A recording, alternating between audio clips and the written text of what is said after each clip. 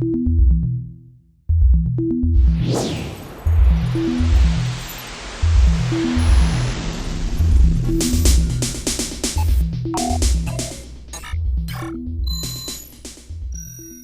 lo dice el título del panel, vamos a plantear escenarios posibles, desafíos para el sector empresario. David, Guillermo, distendidos. Así que yo quería empezar, si les parece bien, de afuera para adentro.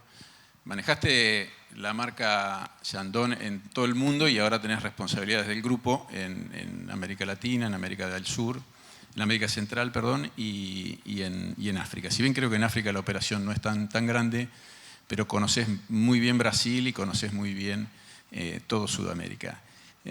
Compartí con nosotros tu visión de esta Latinoamérica entretenida en la que nos toca vivir.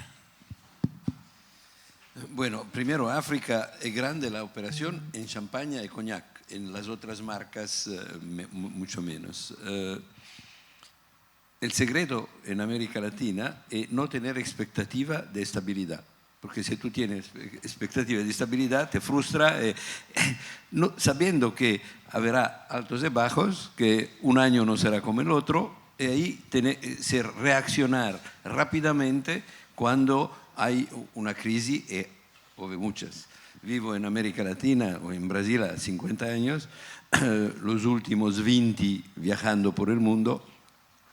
Una otra cosa, América Latina no es una cosa única. Hay varios países, Argentina, Brasil, Chile, Perú, México. Cuando fui a México la primera vez en el 2000, pensé, bueno, en otro país de América Latina hablan español, yo con mi portuñol me vieron. La única cosa en común es que hablan español. La cultura, la manera de hacer negocios en México es totalmente distinto de Brasil o de Argentina. Esto lo viví en África. Cuando se habla de África, no hay una África, hay 50 Áfricas. Una parte habla francés, una parte habla inglés, una pequeña parte habla portugués, pero mismo entre cada una, entre Angola y Mozambique es totalmente distinto. Entre Nigeria y Sudáfrica son totalmente distintas. Por tanto, en América Latina, una cosa que tenemos mejor y distinta del resto del mundo, especialmente en Argentina y Brasil, es la tierra arable y por tanto el agronegocio, o sea, la agricultura, la pecuaria. Cuando pienso que en el mundo, en algunos años, 20 años, seremos 10.000 millones de personas, o sea, casi 3 o 4 mil millones a más, esta gente va a tener que comer. Argentina y Brasil serán los que van a proveer esto. Por tanto, fuera el corto plazo, a largo plazo, seguramente esta parte de América Latina especialmente va a tener que ser un poco el cellier del mundo. Para esto, la idea, lo practicamos mucho en todas nuestras marcas. Primero el grupo LVMH, que tiene 70 marcas, entre Dior, Givenchy, Guerlain, todas las marcas de champaña, Sephora, etc. Primero se maneja distintamente una compañía de la otra. No es un grupo que piensa de la misma manera. Tiene una cultura única, pero se maneja distinto. En cada país se maneja también de una manera distinta. La filosofía que utilizamos es de ser, mismo siendo un grupo grande o grandes empresas, la mentalidad de startup. ¿Qué significa mentalidad de startup? O sea, se reinventar continuamente. No tenemos un manual que dice tiene que hacer esto. Nos adaptamos. Segundo, las dificultades que tenemos en cada uno de los países, o sea, actuamos distintamente en China que India. Yo manejé con Chandon China e India, países cerca de 1.000 millones de habitantes, más la comercialización, la cultura, la manera de hacer negocio es totalmente distinto. China tiene un potencial de personas que tiene poder adquisitivo de 300 millones de personas, en cuanto que India con la misma población tiene apenas 3 millones. Hablando de China, hay una oportunidad, cuando iba allá, una oportunidad enorme para Argentina de exportar vino tinto para China, que consumen mucho, e infelizmente estaba frustrado de tener que importarlo eventualmente de Chile o de Australia, porque no hay un acuerdo bilateral entre Argentina y China. Yo no entiendo cómo se pierde una oportunidad como esta apenas para no tener un acuerdo bilateral, lo que nuestro otro, el colega estaba diciendo ahora. Ahora, en América Latina yo tengo mucha confianza que en los próximos años, a pesar de las crisis, las cosas van a mejorar. Tengo también, obviamente, el problema que teníamos hasta hoy es un problema político, pero creo que la política, con la nueva era de tecnología, de digitalización, va a cambiar esa también. Yo veo en Brasil algunas manifestaciones dominicales muy pacíficas, como forzaran el Congreso a aprobar leyes que los políticos no querían. Este próximo domingo, el día 25, va a haber otra de esas manifestaciones con millones de personas pacíficamente en la calle para forzar el Supremo Tribunal Federal, el Congreso a votar o no votar algunas leyes que los políticos. Por tanto, con esa nueva era de redes sociales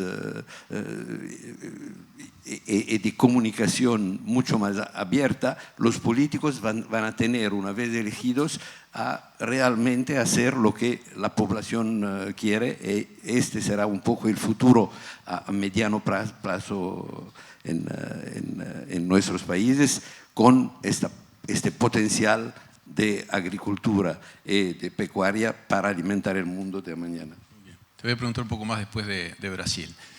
No sé si todos ustedes saben, una vez escuché un reportaje que le hacían a David, al dueño de casa. Le preguntaron cómo se hacía para ser un empresario tan potente en el rubro hotelero, y él respondió: ser un buen perfumero, ¿no? Hacer buenos perfumes. Ustedes saben, pero el origen empresario de David está en la perfumería. Es titular de la empresa más importante nacional de perfumes, la mayor productora nacional de perfumes. Entonces, desde aquel Brut de Fabergé que trajo tu padre, que una vez me contaste, hasta aquí, has visto pasar gran cantidad de gobiernos, y sin embargo has ido siempre para adelante invirtiendo. Y te quería preguntar, en el horizonte, a partir de toda esa rica historia, David, que tenés de gran inversor y de actual inversor tan potente, sé que estás ayudado por tu familia también, ¿qué desafíos ves en el horizonte del mundo empresario, del empresario nacional, del empresario que sigue apostando al país? Bueno, primero que todo, Rodolfo, gracias por invitarme. La verdad que es un placer estar acá, y no porque sea mi casa, sino porque Rodolfo nos eligió y es la primera vez que me permitís participar y dar una charla. Bueno, el grupo nuestro, digamos, es bien conocido por ser bastante pro Argentina. Hemos siempre pensado positivamente y digamos, no es un chiste, es una realidad que nos hemos extendido en el tema de la hotelería y el lujo en alta gama de hotelería, no porque fuera un gran negocio, sino porque las expectativas eran que iban a ser buenas. Entonces, como teníamos atrás una empresa de perfumería bastante exitosa, decidimos apostar a estos proyectos de hotelería. La realidad es que los desafíos en estos momentos son muy grandes. Nosotros no solamente estamos en el tema de hotelería, estamos también en el retail con las Galerías Pacífico, en real estate. De por sí, el edificio Alvear Tower se inaugura la semana que viene, el 29 de agosto, este jueves es la inauguración, digamos, el cóctel de inauguración. Y bueno, no voy a decir nada que ustedes no conozcan, o sea, nos cabe las generales de la ley. Habíamos tenido grandes expectativas sobre el gobierno de Macri que hiciera las reformas que el país necesita. El país urgentemente necesita reformas. Esas reformas no llegaron. O sea, se eligió el camino del gradualismo, todos ustedes ya lo saben, no voy a decir nada nuevo. Nosotros no somos una isla, el grupo nuestro no es una isla en la Argentina. Sufrimos las mismas angustias, las mismas penurias que se sufren a diario en todas las empresas argentinas. Yo creo que Argentina no podrá evitar hacer las reformas, de lo contrario realmente veo un futuro difícil. Argentina tiene que integrarse al mundo, pero para integrarse al mundo va a necesitar adaptarse a este mundo nuevo, a este mundo digital, a este mundo competitivo. Y no es con proteccionismo. Puede ser que un acuerdo de precios y salarios nos dé un respiro en lo que se refiere al consumo, pero no basta. Argentina hace, como acá dijo Marcelo, hace 70 años que está postergando las reformas que necesita. Y bueno, me sumo sin decir nada novedoso de que Argentina va a tener que bajar su gasto, va a tener que bajar su presión impositiva. De lo contrario, no va a haber inversión realmente en lo que el país necesita, en inversión en grandes proyectos. Puede ser que tengamos un mejoramiento de las pymes, pero no es suficiente, porque realmente si no nos integramos al mundo con proyectos que sean de primerísimo nivel, siempre vamos a estar de crisis en crisis. Y lo que tenemos que evitar son estas crisis que no le hacen nada bien al país. Gracias. Entraste en un tema que es central, que es el de la competitividad. Por eso, Guillermo, sin querer determinarte tu mensaje, pero me gustaría que también vos estás argentino al frente de una empresa muy importante francesa y le pasa a muchos de los que están aquí que tienen que llevar adelante el difícil desafío de explicar la Argentina y que lo entiendan y que la entiendan a la Argentina. Y David se fue yendo para el tema de las reformas en dirección a la competitividad de la Argentina, de los productos y los servicios argentinos. Me gustaría tu visión al respecto.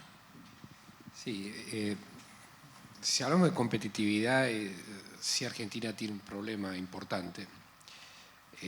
Sin ir más lejos, me están acompañando también compañeros de Michelin de América del Sur, responsables de logística, donde sabemos y siempre en cada foro decimos el costo logístico argentino es el más caro de América del Sur y no sé si del mundo. Es una realidad. Y hay otros costos también estructurales que no nos ayudan. Ahora bien, si me permitís, me gustaría dar también una visión tal vez más global y hasta más optimista también, porque yo creo que en este foro estamos todos muy golpeados, estas últimas semanas nos ha pegado a todos la realidad. Y hablarte en caso nuestro, Michelin es una empresa que tiene 130 años y 106 años en Argentina. Entonces creo que pasamos algunos problemas, algunas crisis, algunas situaciones. Y no hablando de tanta historia, sino de los años recientes, a pesar que las cosas han ido bien o mal, no a todos les va de la misma manera. Evidentemente hay quienes actúan tal vez con creatividad, con innovación, adaptándose también a cada una de las situaciones, pueden salir adelante. Creo que es muy importante tener visión de largo plazo, saber también que hay momentos difíciles que hay que tomar decisiones difíciles, pero siempre pensando en el futuro. Si yo quiero resumir lo que piensa Michelin a nivel mundial y por supuesto a nivel Argentina, si hay una palabra que nos tiene que definir en cómo queremos ser nosotros, si queremos ser en el futuro, queremos ser mañana, la palabra es sustentabilidad, queremos ser sustentables. Y cuando hablamos de sustentable, lo primero que se viene a la cabeza es el medio ambiente. El medio ambiente es una parte. ser sustentable también, hacer una operación rentable, aún en situaciones difíciles, ser evidentemente ser rentable, pero en línea con los desafíos ecológicos, con el medio ambiente, con las comunidades donde vivimos, y hacerlo con nuestras personas, con las personas y para las personas. Y esto es muy importante, porque en Argentina tenemos muchos talentos. Yo estoy dejando la dirección de Argentina en este momento, me reemplaza Eliana, que es una talentosa mujer argentina, que hace 20 años que trabaja en Michelin, empezó atendiendo al cliente y sabe bien lo que es atender al cliente, y es la oportunidad que le da el Grupo Minero Mundial, por primera vez también una persona argentina que empezó con su puesto, digamos, el más básico en la empresa, de tomar la responsabilidad de la empresa, y en un momento que sabemos que es difícil y que sería difícil. Pero eso es importante también decir, bueno, tenemos que ser capaces de superar esos momentos, mirar también el futuro con realismo, evidentemente, pero con una dosis de optimismo también, porque si no se genera como un círculo negativo que nos tira más para abajo. Entonces, mi mensaje por ahí es decir, hemos pasado muchas, pasaremos, seguiremos adelante. Cuando uno tiene claro hacia dónde quiere ir, tiene claro también ese largo plazo, cuida al cliente, que finalmente es el que nos elige, las cosas van a salir bien.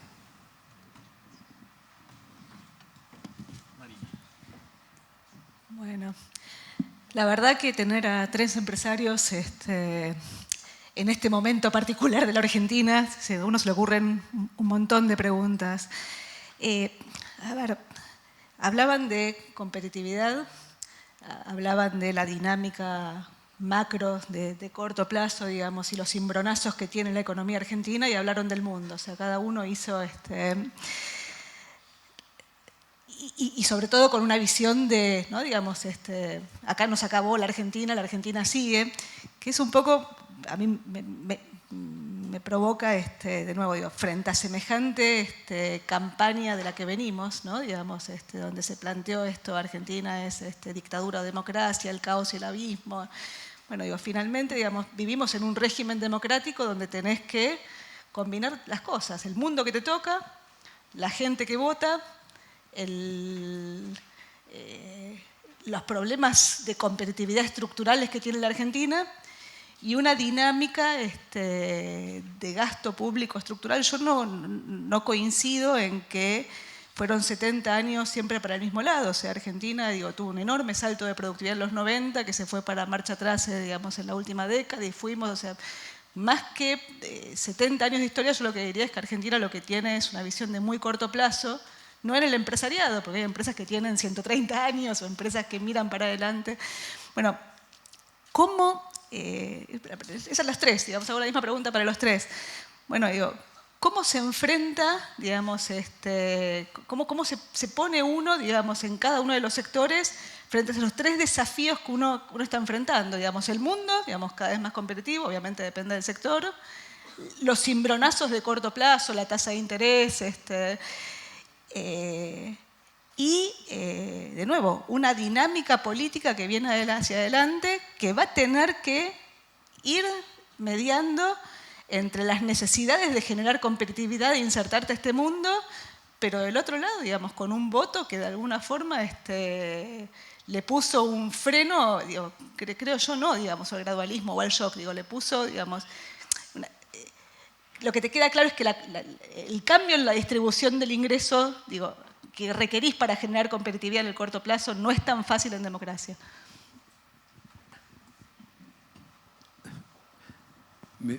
Con tu pregunta me recordé de algo, de competitividad, hoy. Parece que el costo para criar una vaca en Europa, con este costo, tú puedes tomar una vaca de Argentina, ponerla en la primera clase de Air France, llevarla a Europa y costará menos que... Por tanto, ya somos competitivos en América Latina con la parte del agribusiness. Por tanto, obviamente, cada uno en el mundo de mañana va a hacer, y por esto que yo tengo mucha fe en Argentina y Brasil, porque tendremos la agricultura más barata mundial, por causa en Argentina de la fertilidad de la tierra, por causa de la lluvia que tiene en Brasil. Ahora, tenemos, como el expositor anterior dice, abrir los mercados. Es inútil tener apenas 14% en Argentina, en Brasil, de intercambio, porque esto es que crea los problemas. O sea, no nos tornamos competitivos porque nos cerramos y ahí nos vemos que los chinos, los coreanos, ¿por qué abrieran el mercado? Hoy son inventores de tecnología y nosotros nos quedamos aún con una tecnología muy arretrada. Por eso que yo creo que en el futuro todos los problemas que tenemos hoy son problemas políticos, porque los políticos, muchos de ellos para se reelegir, obviamente, intentan tomar decisiones no las ideales.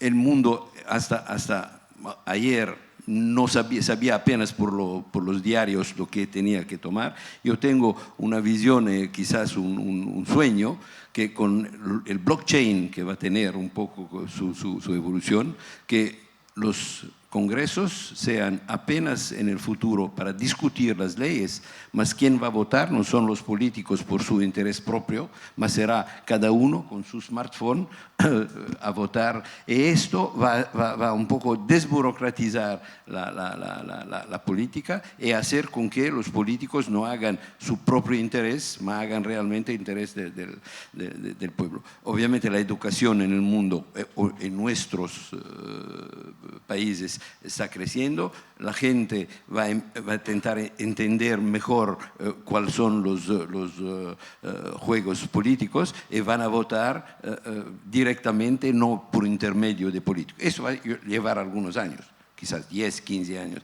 Pero si miramos a largo plazo, como decía el colega de Michel, tener una visión a dónde queremos, por ejemplo, en el caso de ellos, más de 100 años, nos estamos en Argentina 60 años, y la idea no era apenas aprovechar por algún periodo, continuaremos aquí por los más 100 años que vienen, el alvear estará aquí por 100 años más.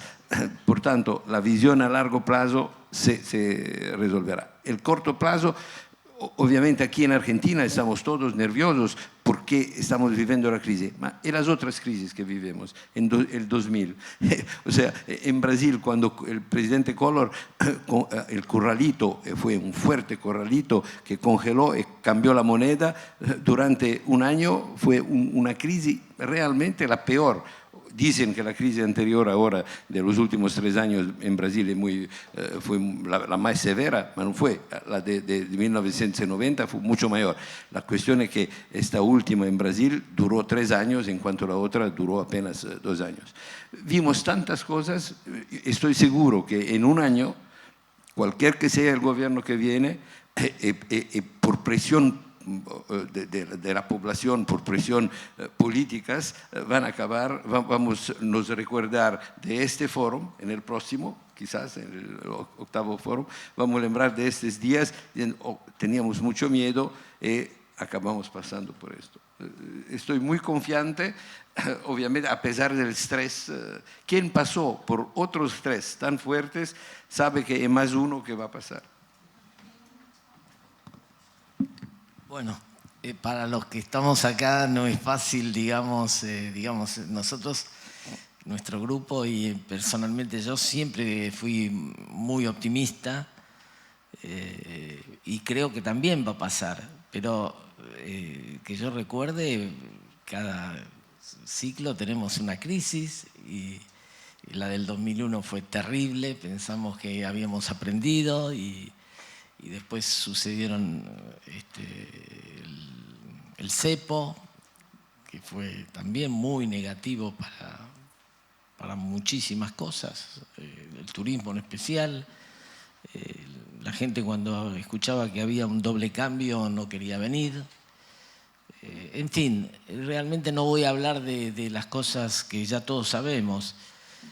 Yo creo que Argentina tiene futuro. Lo que pasa es que yo tengo una edad que quisiera verlo en mi época, ¿no? Yo le digo a mis hijos, bueno, esto va a cambiar. Sí, pero también ellos miran digamos, en algunos momentos con escepticismo, otros momentos con expectativas, y nosotros quisiéramos ver que eso se concrete. Esa es la gran frustración que tenemos los argentinos, que estamos siempre, digamos, con digamos, positivismo, pero no podemos salir, no sé qué nos pasa, ¿no? O sea, sí que nos pasa. No. Mientras sigamos pensando, o algunos políticos sigan pensando que 8 millones de personas pueden mantener a 19 millones de personas, lamento decirles, esto se lo saben, yo no digo nada nuevo. No esperen que diga nada nuevo porque no, soy uno más de ustedes. Lo único que yo puedo decir es que nosotros con los hechos hemos demostrado nuestra fe en el país, nuestro convencimiento de que las cosas pueden hacerse, pero realmente siempre estamos pendientes. Disculpe, yo la sugerencia que puedo dar y que viví en Brasil el último año es que esos 8 millones al domingo, no durante la semana, pacíficamente salgan para presionar a los políticos a tomar decisiones pacíficamente el domingo, o sea, sin parar el comercio, etc. Esto en Brasil, por lo menos, funcionó el último año. Guillermo. Marina, tal como planteaste el tema, realmente bien complicado, está claro. Coincido con mis colegas también en lo que comentaron. Yo vuelvo, o traigo una anécdota. Cuando empezó, no sé quién, el evento esta mañana, hablábamos que hace un año estábamos discutiendo si 28 pesos el dólar era sustentable o no. Y yo recuerdo que en el último panel estuve yo con Orlando, estaba Orlando, y a Orlando le hice una pregunta, Orlando Ferreres. Digo, bueno, vos con tanta experiencia, con tantas crisis vividas, con tanta participación en distintos gobiernos, ¿qué sería lo que tendría que pasar para que de una buena vez estemos bien? Me dijo, si el dólar se pone a 32, solucionan todos los problemas. Esto fue hace un año. Entonces, y esto vuelve a lo mismo, el cortoplacismo que tenemos no nos permite ver también y hacer políticas de largo plazo. Es un tema, lamentablemente, nos toca a nosotros. Yo soy argentino y lamentablemente, bueno, nos reconocemos así, que a veces no aprendemos de todos estos golpes. Yo tengo confianza que alguna vez sí aprendamos. Yo creo que hay que apostar a la educación, hay que apostar también a un cambio cultural fuerte y profundo en Argentina. Ojalá que esta sea una oportunidad. Yo creo que no está todo dicho. Puede pasar que efectivamente lo que puede pasar, cualquier cosa de aquí a los próximos meses, que sea lo que pase, que nos sirva también para aprender y vivir de una forma también más armónica y construir a largo plazo todos juntos. Bueno, son 12:27, estamos por cometer uno de los pecados capitales del IDE, que es, por eso les pido permiso a ustedes si nos podemos exceder unos minutos. Voy a pedirle a Marina que haga uso y abuso de su poder de síntesis y diga las conclusiones del panel, este panel que, como dijimos al principio, fue ofrecido por Volkswagen Argentina. Si nos dan permiso, nos extendemos unos minutos, tenemos las conclusiones de Marina, que redondea y cierre, y bueno, después el saludo final y el agradecimiento. Calculo que podemos estar unos minutos más si a ustedes no les parece mal. Bueno, gracias por extender un poquito. Yo creo que hay tres temas, digamos, que uno debería enfocarse de corto plazo y que aparecieron acá en las discusiones previas. Una es cuál es la transición de acá a diciembre, al 10 de diciembre. La segunda, que va a tener que ver con cómo se ve esa transición, cuál va a ser el punto de partida del próximo gobierno. Y la tercera es cuál va a ser el programa del próximo gobierno.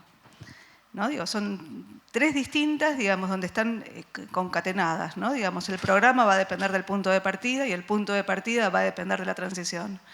Todo esto en el mundo que planteaba Marcelo Elizondo, digamos, un mundo particular, donde yo sigo insistiendo que el conflicto distributivo está generando daños en Argentina y está generando daños a nivel global, lo que mostraba, digamos, el gráfico de volatilidad en el gobierno, de alguna forma, y algunas emergentes que estamos viendo afuera, digamos, Trump, el Brexit, España estuvo un año sin gobierno, el cambio de gobierno en Italia, digo, tienen que ver en gran medida con algunos emergentes del proceso de globalización que tuvo como contracara un proceso de concentración de ingresos que, bueno, digo, que en democracia es complicado, ¿sí?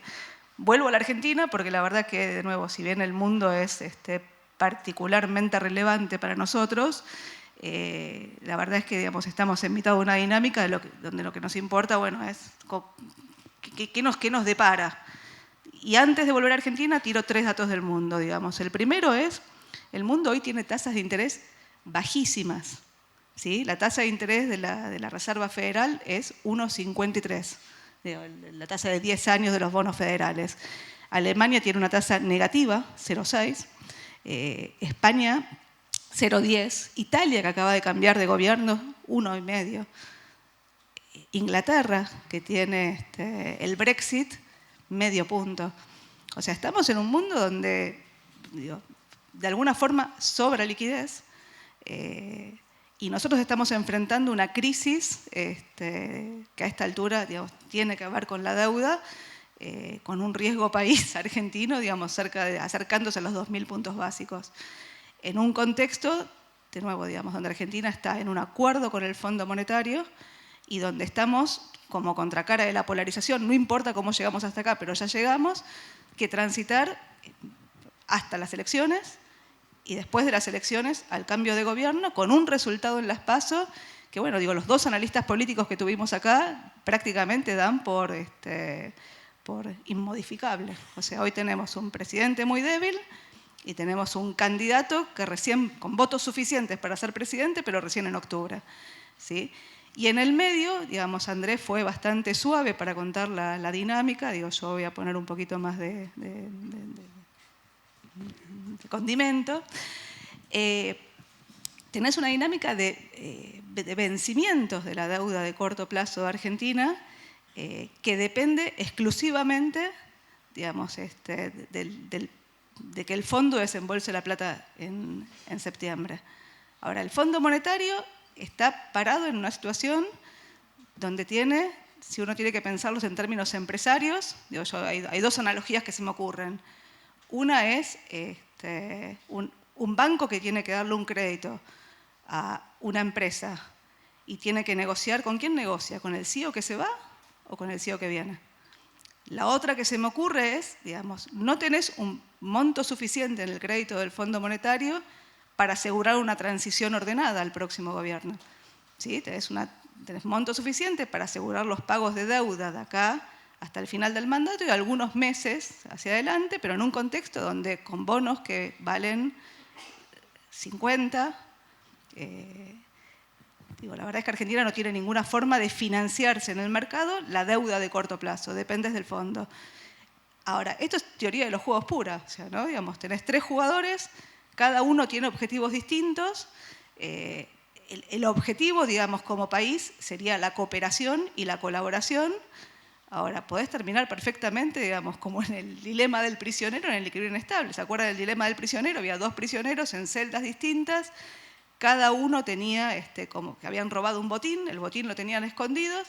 El óptimo era que los 2 no se delaten y los 2 queden libres y compartan el botín. Los incentivos eran que cada uno delate al otro y quedarse con el botín, y que el otro no lo delate y quedarse con el botín completo. Bueno, digo, ¿cómo termina? Termina en un equilibrio inestable, el equilibrio de Nash, digamos, donde los 2 se delatan, se quedan los 2 presos y sin el botín. Bueno, digo, estamos cerca de una dinámica de este estilo en un contexto donde tenés un candidato electo por una coalición particularmente dispersa, digamos, que tiene al kirchnerismo adentro y cuyos objetivos, asentarse a negociar con un fondo monetario que tiene un monto acotado para Argentina, son complejos. O sea, digo, si vos estuvieras en una democracia parlamentaria en Europa, digo, tendrías un cambio de gobierno hoy y tendrías un programa económico hoy para adelante. Acá eso no va a estar. No va a estar porque encima Argentina, digamos, en todos estos ciclos económicos, tuvo ciclos políticos, con lo cual tiene el karma de que ningún gobierno no peronista logró terminar su mandato, digamos, desde la vuelta a la democracia, digo, porque antes no terminaban los peronistas ni los no peronistas, digamos, pero desde la vuelta a la democracia. Ni Alfonsín ni de la Rúa terminaron su mandato. Y el objetivo de Macri era terminar su mandato. Ahora, estás en una dinámica donde las reservas empiezan a caer. Las reservas caen por 3 motivos. Caen por la venta de dólares del central, que por ahora es baja, digamos, para estabilizar el tipo de cambio, por la venta de dólares del Tesoro, por los pagos de deuda del Tesoro y por la salida que empieza a haber de depósitos en dólares de los bancos. Las reservas antes de las PASO eran 66.000 millones de dólares, el número de ayer era 59.000 millones de dólares. Y una dinámica financiera de corto plazo para un país, si uno tiene que compararlo con una empresa, que no tiene un nivel de endeudamiento demasiado agresivo, ni tiene un perfil de endeudamiento demasiado complicado, pero que no tiene crédito. Y en la medida que no tenés crédito, digo, no importa tu nivel de solvencia, importa tu nivel de liquidez. Entonces, obviamente Argentina tiene problemas estructurales, que de nuevo, ahora voy a ir, digamos, al punto de partida y al programa, que tenés que resolver. Si vos me decís cuáles son los 2 principales problemas estructurales, digamos, que están interrelacionados con las cosas que mencionaban recién, el primero es que no tenés moneda. Como contracara, digamos, las políticas económicas que tuviste a lo largo de los últimos tiempos, no tenés moneda y los argentinos ahorramos en dólares en el exterior. Si uno suma la salida de capitales que hubo en Argentina desde el año 2010 hasta el año pasado, eso suma 105.000 millones de dólares, que es equivalente a 4 veces el tamaño del crédito en la Argentina, para que tengamos una idea de dónde estamos parados. Bueno, ahora, ¿por qué la gente ahorra en dólares? Y porque no tenés moneda, y porque la inflación, y por la historia, digamos, de crisis sistémicas que hemos tenido. El segundo problema, y voy con lo que mencionaban recién, tiene que ver fundamentalmente con el estancamiento crónico de las exportaciones. El estancamiento crónico de las exportaciones impide que el mercado doméstico crezca, porque tenés un tope, o sea, digamos, o financiás con dólares que generás o te financiás con endeudamiento. Si no tenés un mercado de crédito local, el endeudamiento local no va a estar. Entonces, digo, tenés un límite.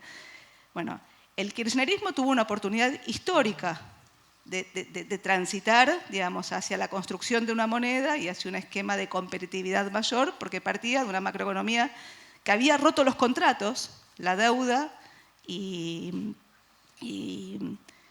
los bancos, pero que había saneado la macroeconomía. Tenía superávit externo, superávit fiscal, no tenías inercia inflacionaria, y bueno, y siguieron de largo. O sea, digamos, lo que tenía que ver en el corto plazo con expandir la demanda, digamos, siguió durante 12 años y terminaste reeditando los equilibrios gemelos y poniendo el cepo cuando te quedaste sin dólares.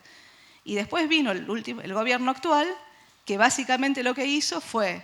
Yo no estoy de acuerdo con que el gradualismo estaba mal. El gradualismo estaba bien porque corregir era muy complicado en democracia. El problema es que el gradualismo no podía ser inconsistente. Y la inconsistencia le terminó agravando los problemas. ¿Se acuerdan la frase de Asís? Asís decía, van a chocar la calecita. Lo cual era gracioso porque las calecitas no chocan. Y si las calecitas chocaran, no sería grave. O sea, yo nunca vi una noticia de que hubo un accidente de calecita en el diario. Digo, un porrón de un chico y no pasa nada. Cuando vos le pones apalancamiento a una economía, le pones crédito a una economía, la calecita se transforma en una montaña rusa. Y cuando se te corta el crédito, los accidentes son mucho más graves. Entonces vuelvo, transición, punto de partida, programa. La transición va a depender de si hay colaboración entre los 3 jugadores de este juego. O si te vas al equilibrio malo, ¿no? Digo, Fondo Monetario, Mauricio Macri, Alberto Fernández. A mí me luce difícil que haya colaboración y va a depender enormemente de cuál sea una definición del fondo, pero lo que estás discutiendo es dónde tenés el evento. Punto de partida, de nuevo, esto no es, digo, ¿por qué uno dice que esto no tiene un riesgo de hiperinflación? No tenés un riesgo de hiperinflación si tenés las reservas. Si te consumiste las reservas, estabilizar la demanda de pesos que hoy se te está destruyendo es mucho más complicado. Entonces, cuando yo escucho frases del estilo, nos dejaron el auto con 5 litros de nafta, se los vamos a devolver con 5 litros de nafta, digo, desde el punto de vista, digamos, del enojo, lo entiendo. Desde el punto de vista de que lo que estamos teniendo es un país y que te genera una inestabilidad macroeconómica enorme para adelante, me hace mucho ruido y me parece que aleja cualquier intento de colaboración para financiar la transición. El punto de partida va a depender, obviamente, de la dinámica, digamos, de los pagos de la deuda de corto plazo, de la capacidad de generar una política hacia adelante que recupere el acceso al crédito. Hoy, con una tasa de interés de las LETES en dólares arriba del 30% y de las LECAPs en pesos arriba del 130%, luce imposible que refinancies la deuda de corto plazo de dólares, y la de pesos está solamente asociada a aquellos jugadores del mercado que no pueden hacer otra cosa que invertir en pesos. ¿Sí? O sea, los fondos, las aseguradoras. Entonces, el programa financiero, digo, cruje, y la dinámica del tipo de cambio a fin de año, bueno, Alberto decía 28 el tipo de cambio a fin de año. La verdad que poner un número de tipo de cambio a fin de año es absurdo. Digamos, hace 2 días los futuros valían 84. Digamos, hoy, mirá recién, valen 75 a diciembre. Tienen la tasa de interés adentro. Pero de nuevo, depende. O sea, si tenés un evento de crédito en el medio, digo, el tipo de cambio se te puede escapar. Si te vendiste las reservas, el tipo de cambio puede ser más alto. Y no es cierto que el tipo de cambio nominal alto nos salva. Porque a diferencia de 2001, cuando no había inercia y el único contrato que se rompió eran las tarifas de servicios públicos, hoy tenés una inercia y además tenés indexación en la economía. Entonces, nosotros tenemos algunos escenarios armados, que teníamos armados antes, digamos, previendo que la visión binaria que tenía el mercado respecto a uno u otro candidato, pero la verdad es que en este momento seguimos iterando. Ahora, para adelante el programa necesariamente va a tener que ir a un plan de estabilización. Si no vas a un plan de estabilización con la dinámica que tenés, la verdad es que la Argentina choca. Y ese plan de estabilización va a requerir algún esquema de definición respecto a la dinámica de la deuda de corto plazo de Argentina.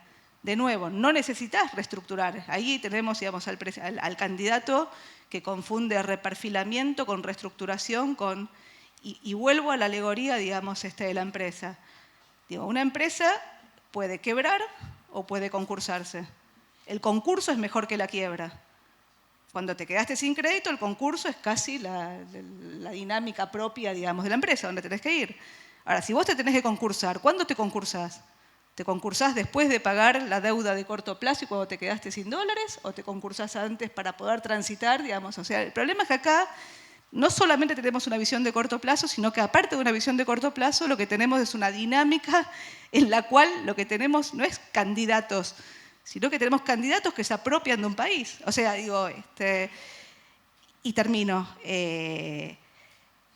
La Argentina va a seguir. O sea, yo, antes de toda esta dinámica, y muy provocativamente, hacía una afirmación bastante categórica, que hoy Sergio Berenstein hizo algo parecido, no tan bruto como lo mío, pero yo decía, si uno agarra a Alberto Fernández y lo agarra a Pichetto, y como hacía con el juego de las diferencias, cuando éramos chicos, ¿no? Digamos, donde uno decía, bueno, ¿qué diferencias hay? Uno le saca el peinado, le saca el bigote, ¿y cuáles son las diferencias? O sea, Alberto Fernández podría haber sido el candidato a vicepresidente de la fórmula de Mauricio Macri, y Pichetto podría haber sido el candidato a presidente de la fórmula de Cristina, y ambos hubieran podido adaptar el discurso sin ningún problema uno al otro. Argentina es un país donde el populismo, lamentablemente, funciona cuando te sobran dólares y se tornan agradables. Y la gente de recursos o con más recursos puede viajar al exterior o comprar bienes, y los de menos recursos tienen un mejor pasar. ¿Sí? Digamos, gasto público. Digamos, Ahora, cuando te quedaste sin dólares, no tenés forma de expandir la demanda agregada. Necesitas estabilizar. Si no, en Argentina el populismo se torna muy desagradable. Cuando se torna desagradable, los gobiernos tienen problemas. Entonces digo, cualquiera que venga va a requerir estabilizar primero. Y la estabilización primero va a requerir definiciones. Si uno tiene que pensar cuáles son las 5 definiciones que van a venir, con la deuda va a depender digamos, de si conseguís un prestamista que te financie la transición, hoy luce difícil. Con la dinámica de los controles de capitales, digamos, del mercado cambiario, es probable que vayas a algún esquema de control de capitales porque no tenés dólares suficientes. Obviamente, si te conseguís crédito, ninguna de estas dos cosas estarían. Creo yo sí que vas a tener que ir a un esquema de política de ingresos que conviva con la dinámica, con un programa fiscal y monetario consistente, pero solamente con un programa monetario no vas a bajar la inflación mientras tengas la economía indexada. De hecho, el principal contrato indexado de la economía es el gasto público de la nación. El 60% del gasto público de la nación está indexado 6 meses para atrás. Con lo cual, si no cambias ese contrato, no tenés forma, digamos, de hacer ni el ajuste fiscal, ni bajar la inflación, ni mucho menos. O sea, plan de estabilización. Creo yo que vas a tener algún grado de apertura de la economía. O sea, ¿cuál fue el karma del kirchnerismo? El kirchnerismo te dejó con tarifas ridículamente bajas y con precios de los bienes ridículamente caros como contracara de una economía que se fue cerrando porque las empresas no podían competir con la dinámica de costos que tenía la economía argentina. Bueno, algún grado de apertura vas a tener porque no hay ningún programa de estabilización de precios que pueda bajar la inflación sin algo más de competencia. Y después, obviamente, vienen las reformas estructurales que te van a hacer a la competitividad sistémica pero de corto plazo diría que estos 4 factores van a tener que estar y probablemente algún esquema de retenciones.